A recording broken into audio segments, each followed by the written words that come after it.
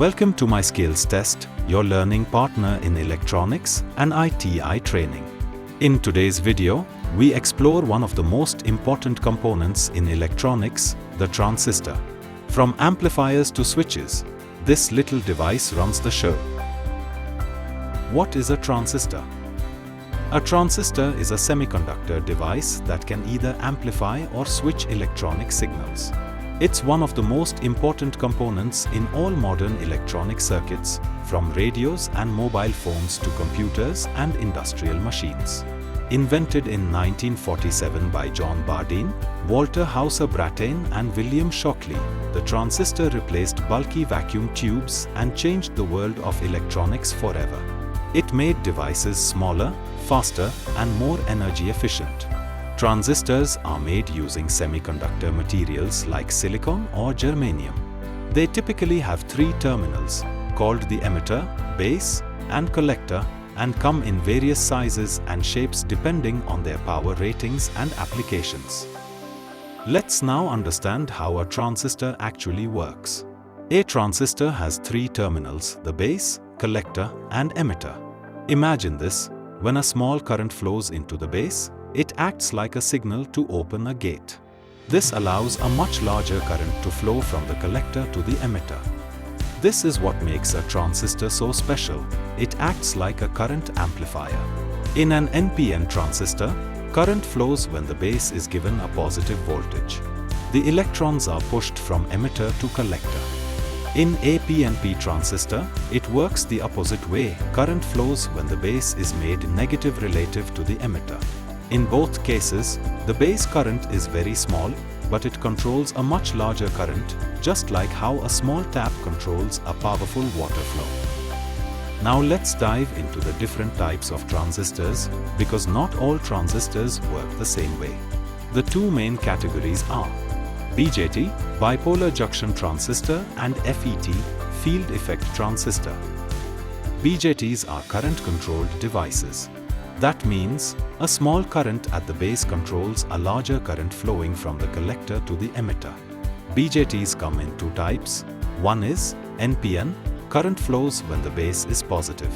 Other is PNP, current flows when the base is negative.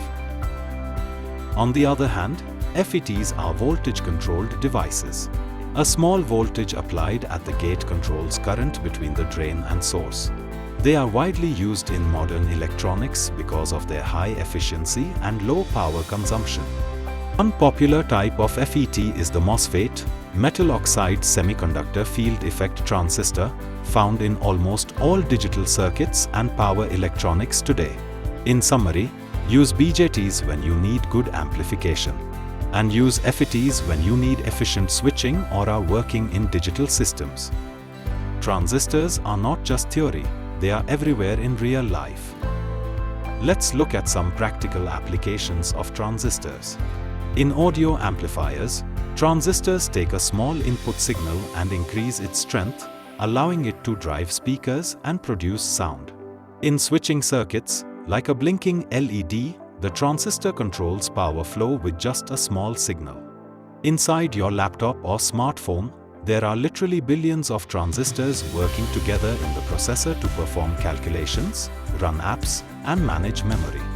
In industrial systems, transistors act as electronic switches to control relays, motors, and even robotic arms. Safety tips and common mistakes. Number 1. Always identify the pin configuration first.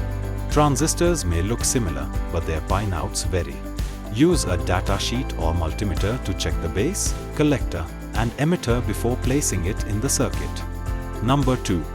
Don't exceed voltage or current ratings. If the transistor is rated for 100 mA and you push 200 mA through it, it will fail. Always design your circuit within safe operating limits. Number 3. Use a heat sink for power transistors. When using transistors in power applications, always attach a heat sink. It prevents overheating and improves lifespan. Number 4. Observe proper polarity. Connecting an NPN transistor where a PNP should be, or reversing the supply voltage, can instantly damage the component. Number 5. Handle with anti-static precautions. Especially for FETs or MOSFETs, static electricity from your body can destroy them. Always use an ESD wrist strap or touch a grounded surface. Number 6. Test before use. Use a digital multimeter in diode mode to check the junctions. A simple test can save time and protect other components. Remember, a small mistake with a transistor can damage your whole project. But with these tips, you will troubleshoot and build circuits like a pro.